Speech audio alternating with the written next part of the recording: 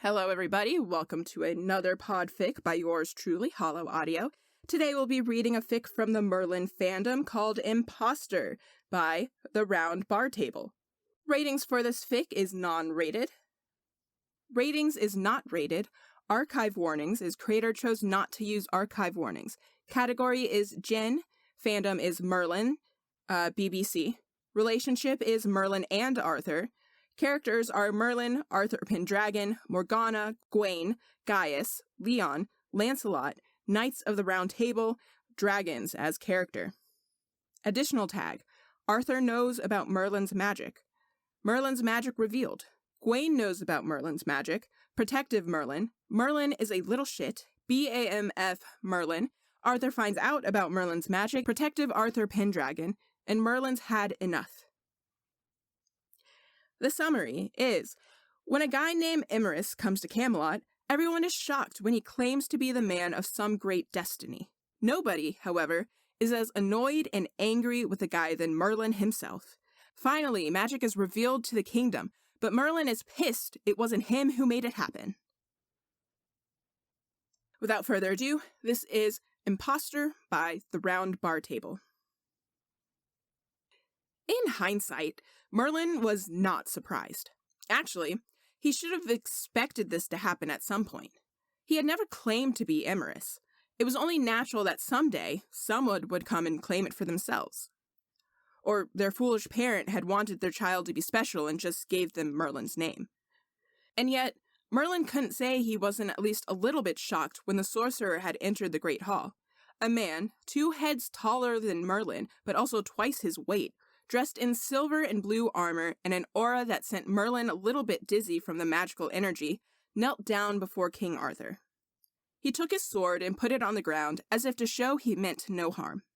Merlin, sensing his magic, however, glanced warily between him and the king. He knew better. This man was dangerous, though it was a bit confusing that the man didn't conceal his magic, like Merlin had long unconsciously learned to do. Arthur may have Excalibur at his side, and with that, a chance of winning, but his chances were slim, should they end up fighting, that is. Other than that, Arthur's guard was down. Merlin was so focused on watching them, he almost spilled the wine he still held in his hand from the just interrupted feast. "Who are you?" Arthur asked, slightly disturbed by the sudden seriousness of the situation. "My name, young king, is Emrys Proteus. I'm a sorcerer." Merlin let the wine goblet fall, ignoring the screeches of women next to him whose dress was now stained red. Hurriedly, he apologized, while all the guards and knights immediately pulled out their swords. It took Arthur's hand to stop them from attacking the young man. He was probably 10 years older than Arthur, his face withered from age and scars. He looked honest enough, proud even. His disheveled hair as long as Gawain's, but as bright as Arthur's. "Speak. You know magic is outlawed in Camelot, yet you bear Sindred's crest. Why are you here?" Arthur's brows furrowed, his own grip on his sword tightening. The sorcerer just smiled. "Please, you couldn't hurt me if you tried. I'm not just a sorcerer, my lord. I am the most powerful warlock to ever walk the earth. So it is destined. I'm here to pledge my loyalty to you, as you are the once and future king, and it is my destiny to protect you." Arthur's eyebrows raised at that. Let's just say I believe that. Because there was so much wrong in that introduction, both Arthur and Merlin would love to strangle the man. We meet powerful sorcerers all the time, and we have defended every threat so far. What makes you think you'd be any different? The man sighed. "Sire, I have been trained to serve you since the day I was born. I learned to use magic without casting spells since I was 13 and old enough to be trained by Lord Sindred's own court sorcerer, but I have not come to fight you. I'm here to help you unite the lands of Albion and bring peace to the 5 kingdoms like it's destined. For the both of us. I could be a great help to you. I could serve you if you'd let me. I mean no harm. I mean to help." Merlin's tense shoulders relaxed at that. He had seen enough traitors and what expressions they made. Merlin had long learned to look through every facade, and this man seemed genuine, if also very arrogant. Arthur stared at him open-mouthed.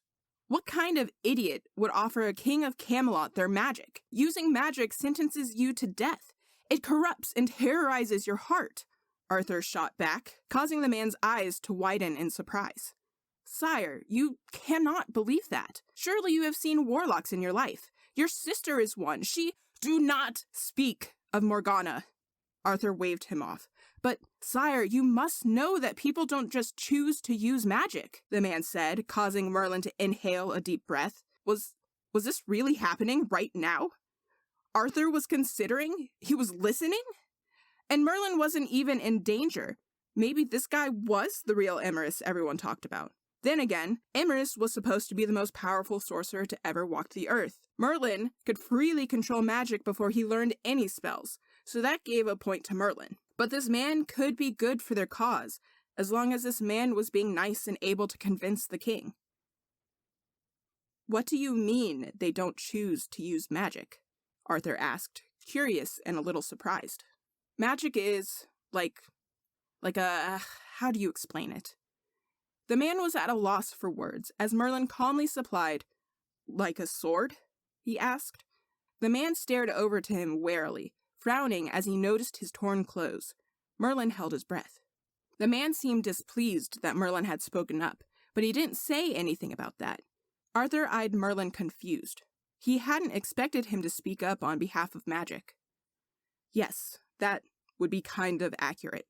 Magic is like a sword, like a tool that you can use. Your own men have been killed by swords more often than by magic, but it's not the sword that you call evil, but the person who uses it against you, right? Magic is no different in that aspect. However, magic is more like air. A sorcerer needs it to survive. We practically breathe it, especially us warlocks, as we were born with it and not chosen later in life. Arthur looked at him stunned. You're telling me our laws regarding magic are wrong, he said incredulously, implying that this man was speaking treason against Uther. A man killed by one of the things he had always feared the most. Yes, I'm afraid that's what I'm saying. Arthur looked at him suspiciously, irritated beyond belief. I'd like to test your theory. If you really mean to help this kingdom, you shall prove yourself first. You will be given a chamber. My personal servant, Merlin, will provide one for you. However, I do not want you to use magic, and your sword shall stay in the royal armory. For now, I want to see if your intentions are true. The man smiled a little. Merlin smiled at him as well, excusing himself to go and prepare a chamber on the opposite side of the castle. The further he was from Arthur, the better.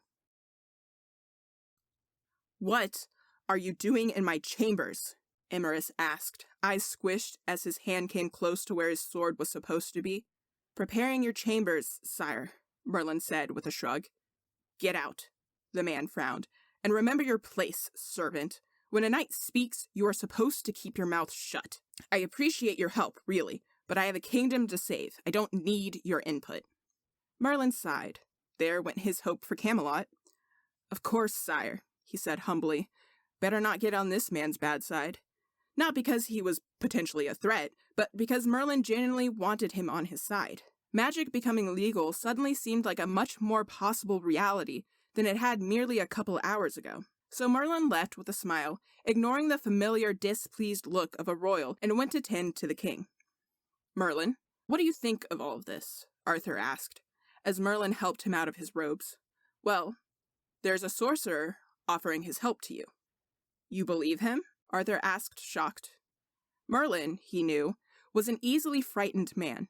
He always shied away when magic was just mentioned, and now that the most powerful sorcerer of all time had entered the castle of Camelot, how did he even get here, and demanded Arthur to bend the rules, and Merlin didn't even fret? Merlin shrugged as he unclasped Arthur's belt. Well, I think he's honest at least. I don't believe what he says, but I do trust that he does. I think he has good intentions. Also, he's a knight through and through. Have you seen how arrogant he looks? You might be getting a rival. Arthur smacked him on the back of the head for that, barely startling Merlin, as the servant went on to unbutton Arthur's shirt. Everything else Arthur did himself, so Merlin could go on and search for the clothes for the next day. At least you're not concerned, Merlin. It's just the life of your king and the future of Camelot at stake, Arthur muttered in disbelief at his servant. What destiny was he talking about anyway? Merlin just smiled as he continued folding a shirt. He means the prophecy of the Druids. The prophecy speaks of a warlock who is destined to serve the once and future king. Together, they are supposed to reunite the lands of Albion and bring back magic to the land. It speaks of a golden time of peace and prosperity. Arthur stops and turns around. You're making that up. How would you know about this? Where did you...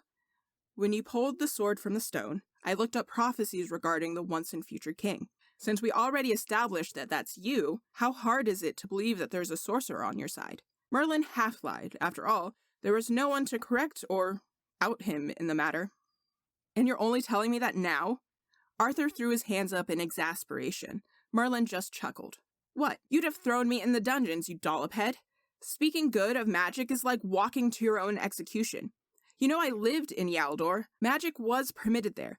I've seen both good and bad that magic can do. When I came here, I knew I had to be wary of what I say, but that's just my opinion, so that doesn't matter. Merlin whispered the last part.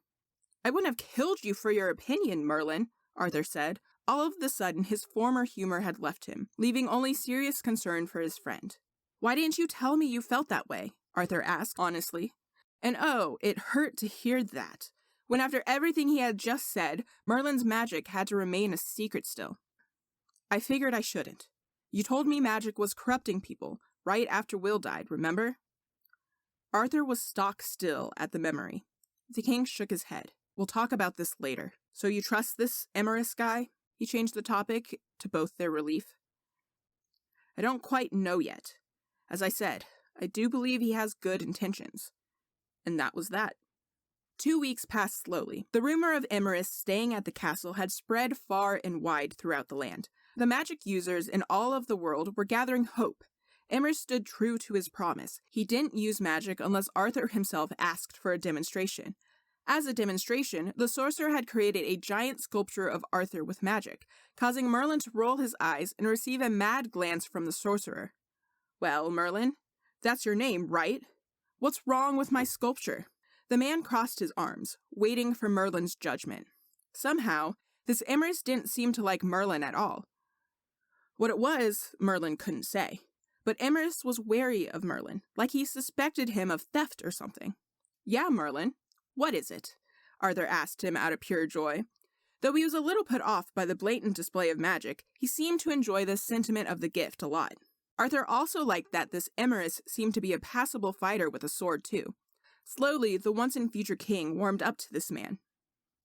And Emrys seemed to have noticed how close Merlin and Arthur were, so despite ignoring Merlin most of the time, he was now the only servant he actually spoke to. Yes, typical royal. He seemed very hung up on status and bloodlines. Merlin wanted to see his face when he realized that the knights he lost to yesterday were mostly born in common households, not royal ones. Apart from Leon and Gwaine, though, the latter was a secret to everyone but Merlin. I would encourage him not to boost your ego so much, Your Majesty. Your head's already as big as your waist. Arthur laughed at that. Emrys, however, paled. In Sinred's kingdom, he knew Merlin would have just been beheaded for that. But Arthur just clapped him on the shoulder. Then what would you have done, Merlin? He asked. Merlin raised one of his eyebrows. I don't know. Formed figures with the fire? Made you a bird or a butterfly from magic? Merlin shrugged. Then Emrys sighed. Look, boy, magic can do many things. It can heal, it can create fire and all that, but really, you cannot create life from it. You can make butterflies of paper and let them fly, or teleport a bird into your hand. The sorcerer rolled his eyes as though that was obvious. Jesters sometimes make illusions of such things. Those are weak in comparison to what I just did, but you can't just create life. Merlin stared at him in disbelief, but Merlin had done that before. It wasn't that hard, actually. What about the power over life and death? I heard the High Priestess used such magic before the Purge, Merlin asked carefully. Merlin had mastered that long before he had come of age.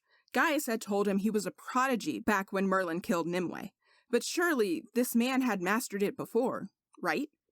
The man shook his head, snarling. That, my boy, is dangerous terrain. You need years of intense practice to master the power of life and death. I may be talented, but I haven't dared to touch that subject yet.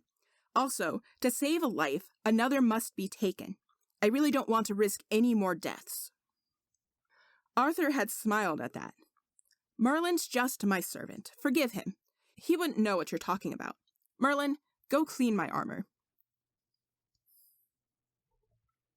2 more weeks, and Arthur was making amends to change the law. There had been a lot less assassination attempts lately, no doubt due to Emrys' presence. No, he hadn't used magic unless Arthur asked him to. But his name was enough to keep people off Camelot's back, apparently. Also, the hope of magic coming back to the land caused festivals throughout the land, which had been a surprise for the king. And then the day came that the ban was lifted. Emrys hadn't tried to kill Arthur like Merlin had feared. In fact, on patrol, he had helped take down a whole bunch of bandits by using permitted magic, though Merlin still kept his eye out, watching Arthur, because Emrys had completely forgotten what was supposed to be his first priority. He was supposed to serve Arthur, not show off all the time. On the contrary, his magic was used so recklessly. Arthur was lucky he wasn't caught in the crossfire, so the saving Arthur bit still stuck to Merlin. Merlin couldn't be happier. And then the day came that Arthur announced magic was legal. Merlin could have kissed Arthur if he wasn't still hiding his magic. Merlin shouldn't have to hide anymore, and yet it was such a habit it was hard to stop now. Not to mention, he didn't want Arthur to think he had lied to him all these years, which he had, and Merlin was still planning on telling him anyways, but the time was not yet near.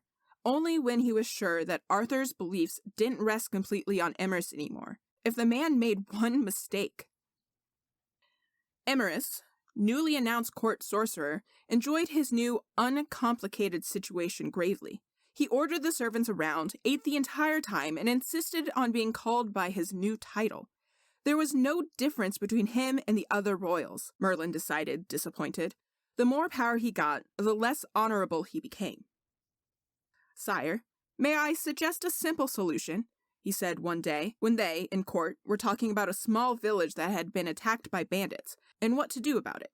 "This town doesn't actually provide anything to the kingdom. They have no weapons, fruitless land, and they are half on the border of Sindred's kingdom. I say let the bandits do what they want and figure out where they're heading next and cut them off when they're celebrating an easy victory. Drunk men are easiest to take care of." Merlin paled, and he saw how uneasy Arthur looked at the man who had claimed magic didn't corrupt. "Or, you could go there and help them. You're the most powerful sorcerer to ever walk the earth, are you not? You could help them." The sorcerer scoffed. "Are you crazy? A whole army by myself? I may be powerful, but I'm not a god." "No, you're a coward," a cold voice said. After weeks of Emrys treating him poorly, taking all the credit for saving Arthur, for representing something Merlin had protected all his life, the servant had enough. For the first time in his life, he wouldn't sit back anymore. Why would he? Magic was legal now, and he did have to tell Arthur somehow anyway. It was time. Magic was more than the word of a royal arse of Essetir. So much more, and Arthur needed to see that. Eyes turned around him, staring at him with wide eyes. This was no way to talk to a royal knight. Yes, Emrys had been knighted about a week ago too. "Merlin, take that back," Arthur said, and Merlin bit his lip. "Boy, this is the last straw. Do you even know who you're talking to?" Emrys stood up now, anger visible in his eyes as he slammed his hand on the table. Merlin, visibly calmed even further. "No, clearly I don't. Would you like to remind me, Emmeris?" Merlin spit out his own name like it was venom. "I am Emrys, the most powerful warlock ever to walk the— Prove it." Merlin dared, heavy breaths responding to his threatening voice. "Merlin!" Arthur all but shouted, still considering if he should regret letting magic come back to the kingdom. "What are you doing? I thought you believed him." "I believe what he says about magic. I never said I believed him to be Emrys. Clearly, it never occurred to him that Emrys is a title, not a name, and it is given by the Druids, not by one's mother. You have to earn that title, even if it was given to you. What have you done to deserve it?" Anger turned to rage as the sorcerer was about to punch Merlin. Oh, and what would a lowly servant like you know about me? The man's eyes squinted. I knew from the moment I saw you that there was something wrong with you. You talk back to the king and walk through the castle halls as though they belong to you.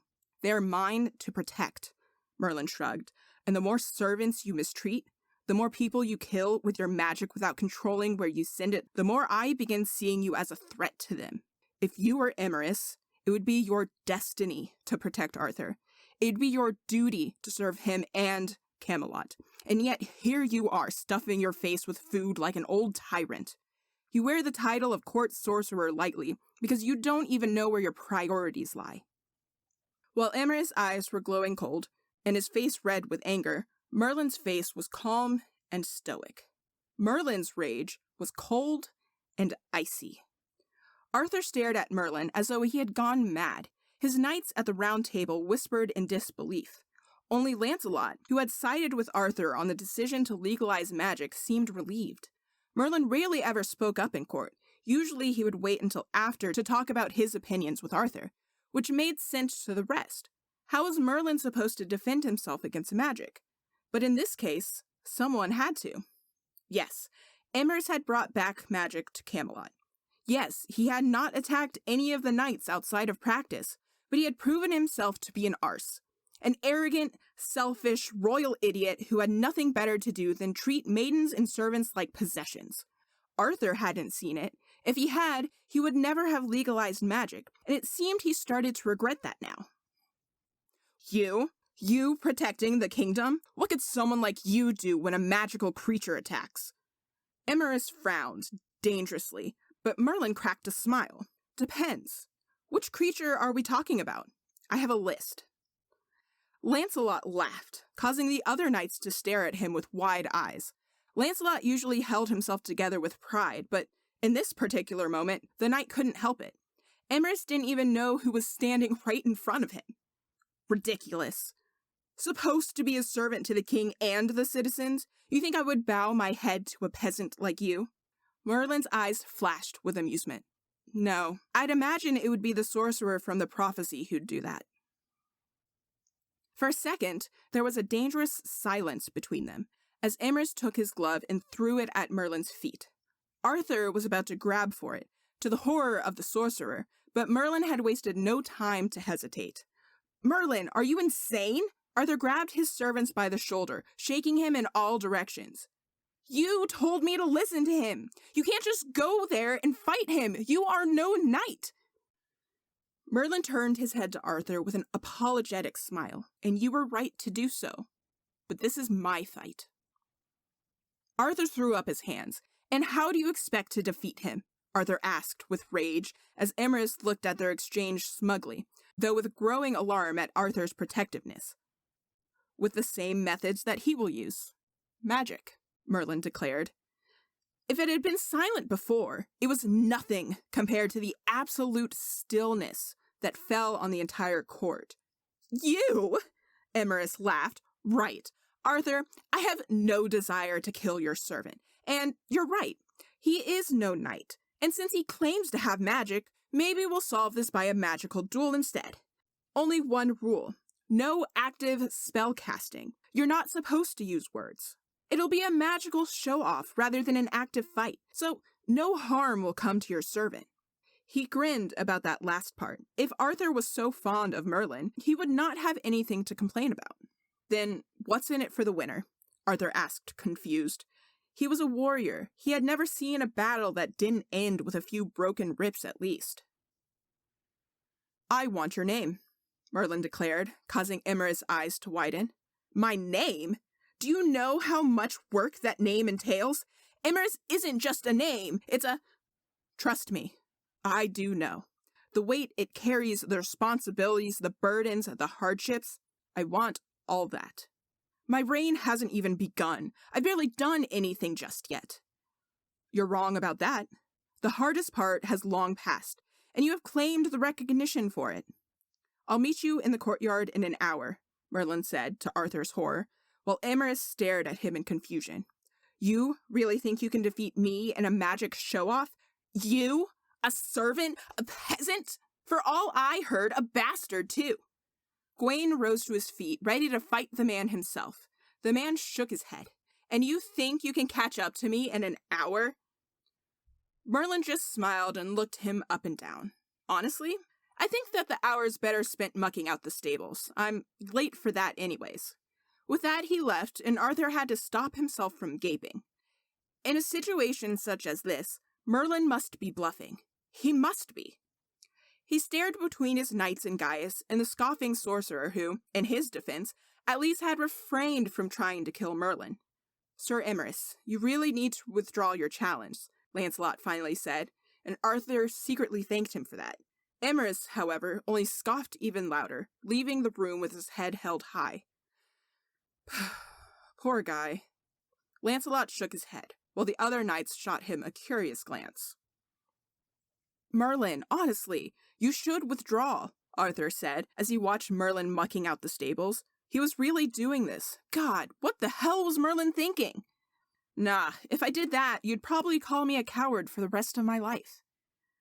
Merlin, you are the bravest man I know, but this is beyond your abilities.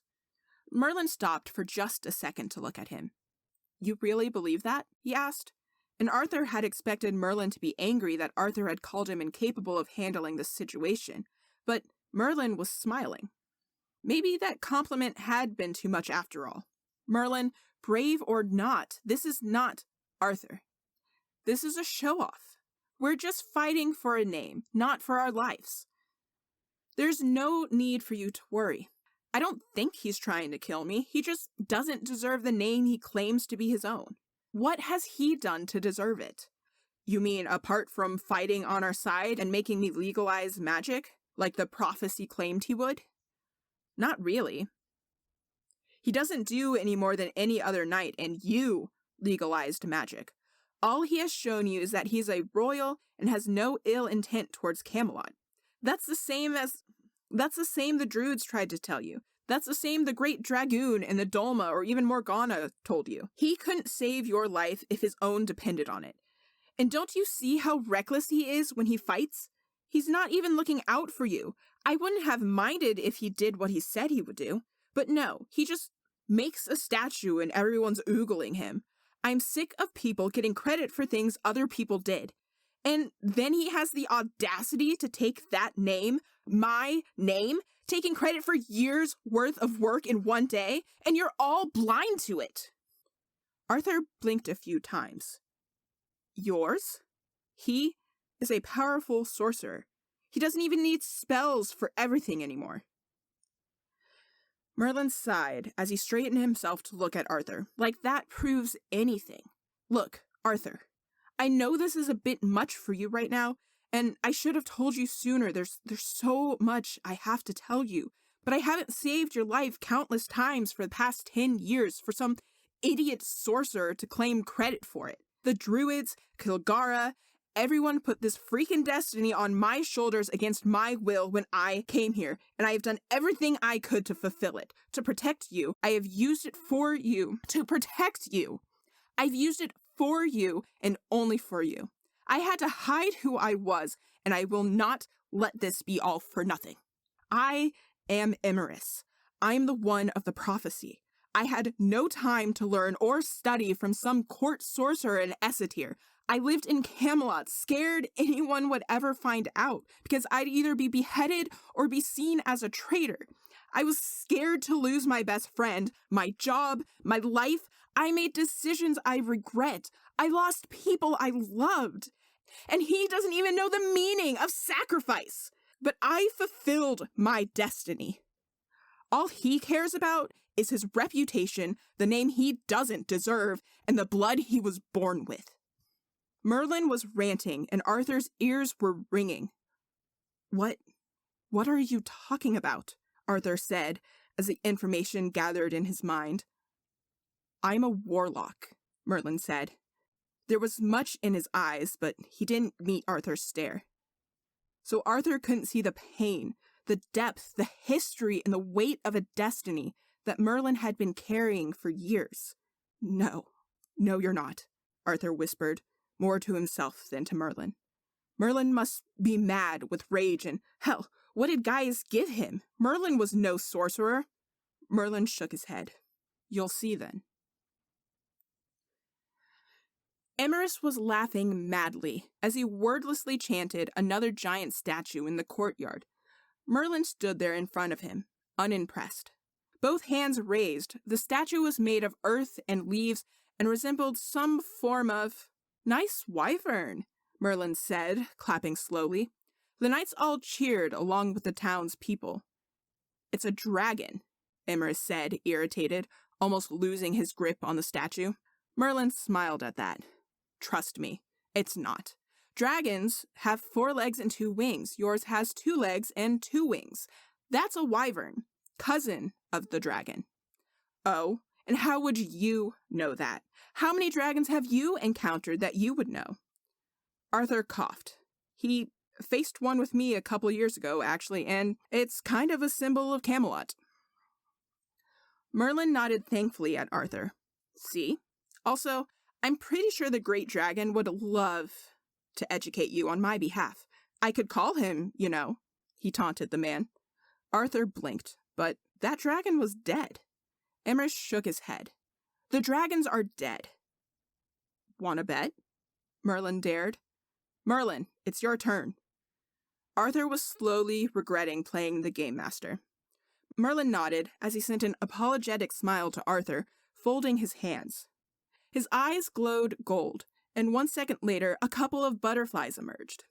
And Arthur should not have been as shocked as he felt right now. Arthur stared at the gold that slowly left Merlin's eyes, jaw dropping as his heart rate picked up. Merlin had magic. Why did he never... No, wait, he had. Even if it had only been an hour ago, Merlin had, and Arthur didn't believe him. He gulped. Emrys scoffed. Illusions? Really? That's so weak. Merlin smiled sweetly as one of them sat on his fingers. Want to touch it? That wouldn't prove anything, so you managed to teleport them here. Awesome. Great.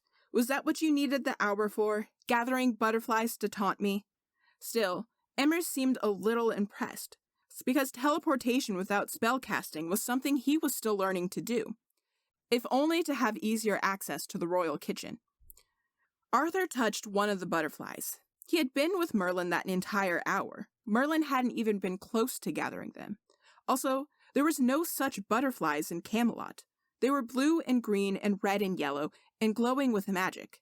It was so Merlin that Arthur's internal struggle ebbed down a little. He hadn't had time to consider Merlin's treason out of the worry for him, but now that he saw this, it dawned on him that there was no reason to worry either way. Merlin was protecting his honor, his own and that of Camelot and of all servants and common folk, and maybe all sorcerers.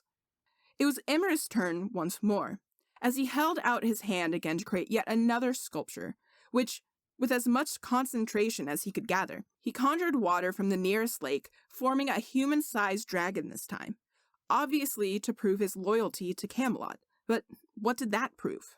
You want to continue with your statues? Need help? Okay, fine, Merlin said tauntingly, arms still crossed, before his eyes glowed gold once more. In a second, the former blue sky turned dark, and with him, the entire palace where their little performance took place, and the clouds broke into a heavy rain. The water didn't quite reach Arthur and the knights, as there was some kind of shield above them, although Arthur wasn't sure who had made it. His bet was Merlin, because Merlin was considerate and kind even when angry. Also, Emrys couldn't have planned with the rain. The water molded into the dragon Emrys created and formed a much larger version, at least 4 times the size. More lively, more real. It was moving, with its mouth open and roaring, well, actual fire that formed another, smaller dragon that nudged against the taller one as though it was its child. Emrys gaped as he saw that and turned to Merlin. How did you... The weather? Fire and water at the same time? What are you? Merlin cracked a smile. I am who you think yourself to be. But I'm much more than that. The druids call me Emmeris. Some people call me Dragoon the Great. But I'm also Merlin, servant to the king of Camelot, son of Balinor, and with that, the last living dragon lord. Most people just call me idiot, though. Emrys blinks rapidly now. No, you can't be. You're too young. You're untrained. Merlin shrugged, reaching for something in the distance as a flask landed in his hand and he took a sip. It's pure instinct for me. I was born with it. I could move objects before I could talk. Emrys may be insensitive, rude, arrogant to the point that nobody could stand him much, but he was also smart and could be honorable if he wanted to. He's a man who knew when he had lost. Also, Merlin's performance may have broken him. After all, a mere servant had just put him in his place. The butterflies were real, weren't they? He asked quietly, as the rain stopped and Merlin waited for his rival to continue. Of course they are. But that's impossible, and you're just a child, Merlin shrugged again. I mastered the power over life and death during the first year I was in Camelot. Arthur was almost dying because he was bitten by the questing beast. I had to find the cup of life, kill Nimue in exchange for his life, and that was just the beginning. Do you know how hard it is to have a destiny you can't talk about with anyone, ever? Untrained and afraid to be found out? I mean, since I learned I'm immortal, I think I'm not too surprised to still be alive after all the times I should have died myself, but... Wait. You did what? You're what? What is... Huh? Arthur sputtered out. Finally, his mind compelled him to talk. Merlin turned to him with wide eyes, as though he had forgotten he was even there. Oh, yeah, I should probably tell you guys about that part. The knights were eyeing him with mixed feelings. Gawain and Lancelot were laughing. Lancelot, because he had always known. Gawain just because he didn't really care and loved what was going on. Emrys' eyes twitched. I suppose I have no choice then. You're getting your name back then, I guess. Would you mind telling me my new name then? Emrys was still angry. Mad, actually, but there was no point in fighting someone whose power was obviously on a much higher level than his own. You can keep the name Emrys, Merlin finally said. I just needed you to see sense. You're reckless as a magician, uncontrolled. I could teach you, mostly some manners, but magic too if you want. Emrys' eyes twitched again, mostly of confusion, but also wonder and shame and frustration. I will not let a peasant of a servant teach me magic. Even if you won, I still have some pride left. I am court sorcerer after all. Actually, Arthur spoke up suddenly, as Emrys slowly but dreadfully turned to him with wide, fearful eyes. Merlin was quick to react. He could sense Arthur's intentions from a mile away. No. You are not making me the court sorcerer, at least until you have heard the entire story. And even then, it's a lot easier protecting you when people think I am an insect that they can ignore. I am the best watchdog you have. I am your servant. That is my place, and that is where I will always be. Don't you dare take that from me. Merlin wasn't threatening him, but Arthur could see the honesty in those eyes. You'd rather be a servant? He asked, and no, wasn't that line familiar? Gladly. Until the day I die, the immortal smiled. All right, everybody, that was another podfic by Hollow Audio. This was Imposter by Theroundbartable. Until I see y'all again, I hope y'all have a great day. Also, I'll have a link to the fic in my summary section, so go give the OG author a little bit of love. I would appreciate it, and I'm sure they would too. So, until I see y'all again, have a great life.